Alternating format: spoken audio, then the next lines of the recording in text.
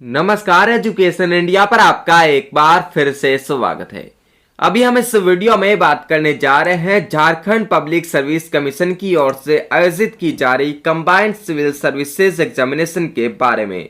आपको बता दें, नोटिफिकेशन जारी कर दिया गया है और आज से यानी कि 1 फरवरी से ही ऑनलाइन आवेदन शुरू हो गए हैं।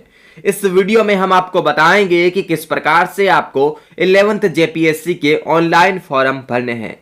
पूरी जानकारी आपको इस वीडियो में स्टेप बाय स्टेप दिखाई जाएगी, इसीलिए आप इस वीडियो को ध्यान से पूरा जरूर देखिएगा। वीडियो में हम आगे बढ़ेंगे उससे पहले आपसे छोटी सी रिक्वेस्ट है, अगर आपको ये वीडियो पसंद आए और वीडियो में दी गई जानकारी अगर आपको अच्छी लगे तो वीडियो को आप लाइक और शेयर अवश्य करिएगा और साथ ही ऐसे ही वीडियोज और ऐसी ही जानकारियां सबसे पहले प्राप्त करने के लिए चैनल को भी सब्सक्राइब करके बेल आइकन को दबा दीजिएगा।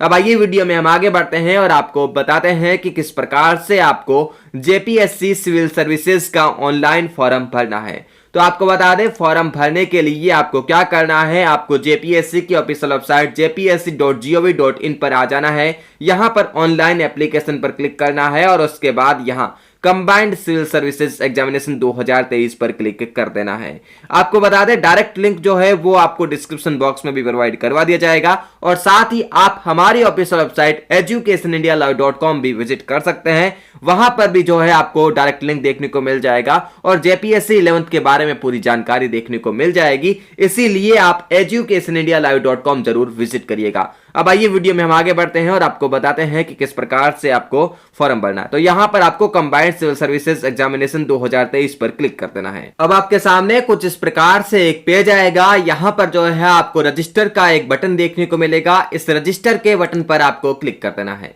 अब कुछ इस प्रकार से आपके सामने एक पेज ओपन होगा। यहां पर सबसे पहले आपको अपनी ईमेल आईडी को फिल करना है। उसके बाद अपनी ईमेल आईडी को यहां पर कंफर्म कर लेना है। ध्यान से यहां पर ईमेल आईडी को फिल करना है। उसके बाद यहां पर आपको एक पासवर्ड क्रिएट करने हैं। पासवर्ड के अंदर आप एक अपर केस, एक लोअर केस, एक स्पेशल कैरेक्टर जैसे कि @n हैशटैग वगैरह रखेंगे।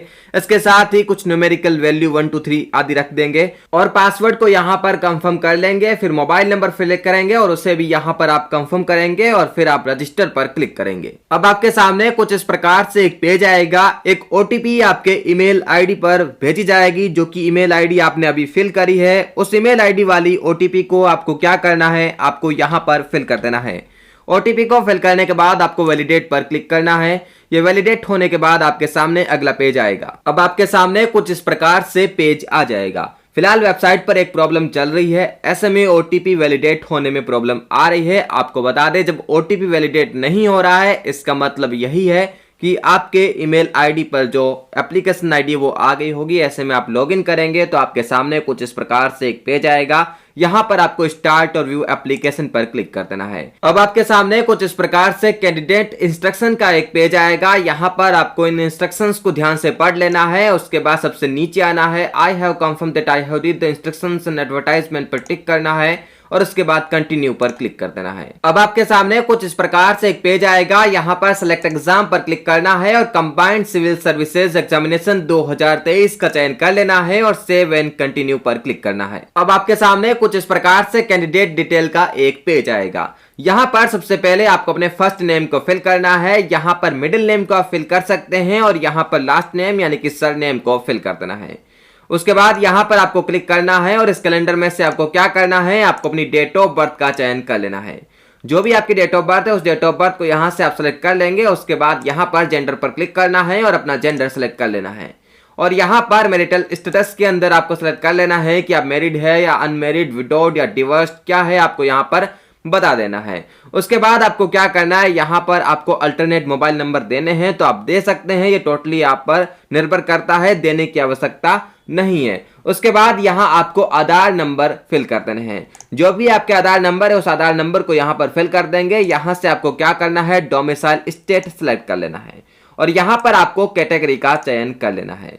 फिर दोस्तों यहाँ पर अगर जो सब कैटेगरी है वो आप यहाँ पर फिल करना चाहते हैं, जैसे एक्स सर्विसमैन या फिर आपने जो है completed regular 3 years in Jharkhand government service, तो आप यहाँ पर कर सकते हैं, अन्यथा यहाँ नॉट एप्लीकेबल पर क्लिक कर देंगे।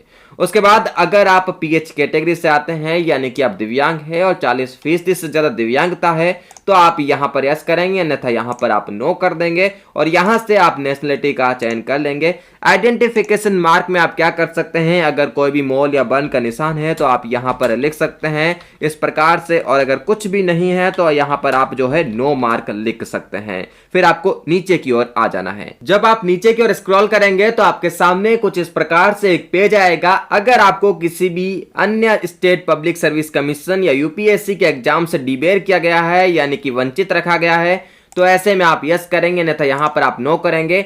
और अगर आपका कोई भी रिश्तेदार यानी रिलेटिव चेयरमैन है, मेंबर है या गजेटेड या नॉन गजेटेड एम्प्लॉय है जेपीएससी का, तो यहां पर आपको यस करना है और अगर नहीं है तो आप यहां नो कर देंगे। उसके बाद यहां पर आपको अपने पिता का नाम फिल करना है। पिता का नाम में सबसे पहले फर्स्ट नेम फिल करेंगे, उसके बाद मिडिल नेम फिल करेंगे और यहां पर लास्ट नेम यानी कि सरनेम को फिल करेंगे।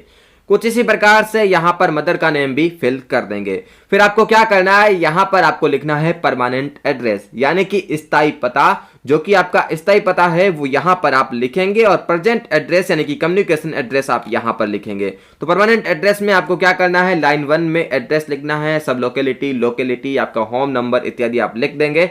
लाइन 2 की अगर आपको आवश्यकता पड़ रही है तो आप लिख सकते हैं। लाइन 2 और लाइन 3 जो है एसेंशियल नहीं है। उसके बाद यहां पर कंट्री जो है सिलेक्टेड रहेगी। यहां से आपको क्या करना है, यहां से आपको अपना स्टेट का सिलेक्शन कर लेना है और यहां से आपको जिले का सिलेक्शन कर लेना है। उसके बाद यहां पर जो है आपको सिटी और विलेज का जो नाम है वो यहां पर लिख देना है। फिर यहां पर आपको पिन कोड लिख देना है।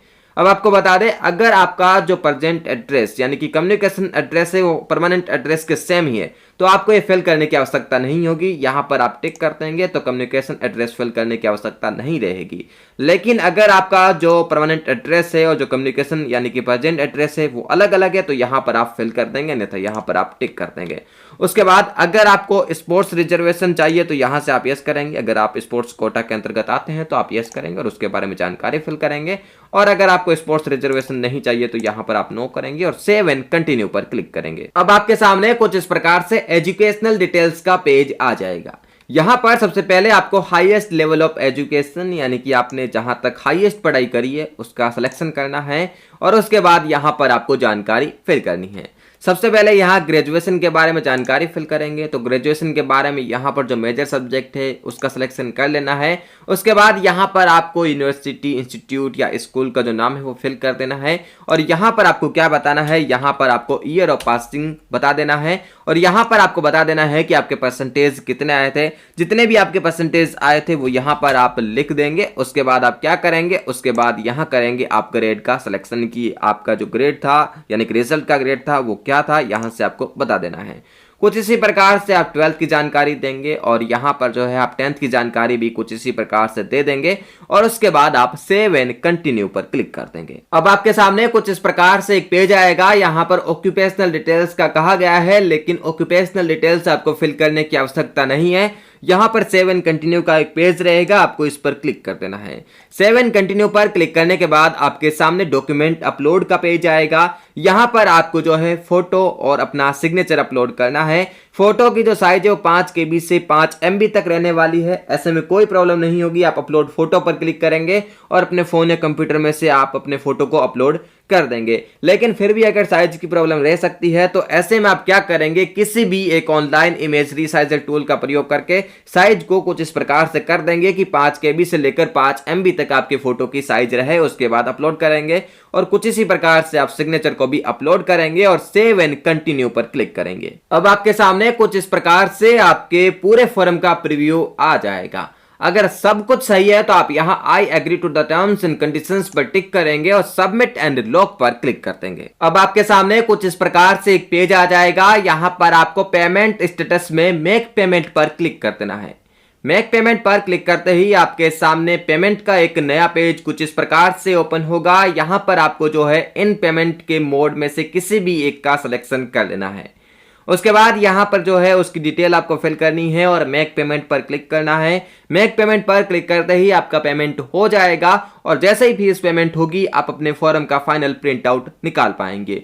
ये थी पूरी जानकारी जेपीएससी 11th के ऑनलाइन फॉर्म को लेकर। वीडियो अगर आपको पसंद आया तो वीडियो को आप लाइक और शेयर अवश्य करिएगा और साथ ही ऐसे ही वीडियोज और ऐसी ही जानकारियां सबसे पहले देखने के लिए चैनल को भी सब्सक्राइब करके बेल आइकन को दबा दीजिएगा। मिलते हैं आपसे अगले वीडियो में किसी नई जानकारी के साथ, तब तक के लिए